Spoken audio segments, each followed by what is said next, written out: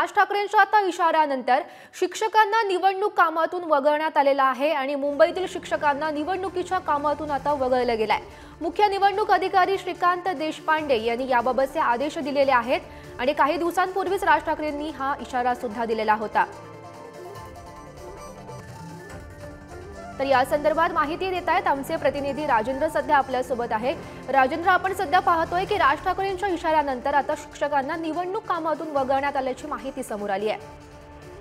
होय गौरी, बरोबर आहे। मनसेचे अध्यक्ष राज ठाकरे यांनी 20 फेब्रुवारीला निवडणूक आयोगाला पत्र दिलं होतं आणि 21 फेब्रुवारीला शिक्षक भारतीचे आमदार अनिल पाटील यांनी पत्र दिलं होतं की लोकसभा निवडणूक 2024च्या कामाकरता आणि मतदार याद्यांचे अद्ययावत करण्यासाठी शिक्षकांची जी नियुक्ती केली होती ती रद्द करण्यात यावी असे त्यांचं म्हणणं होतं।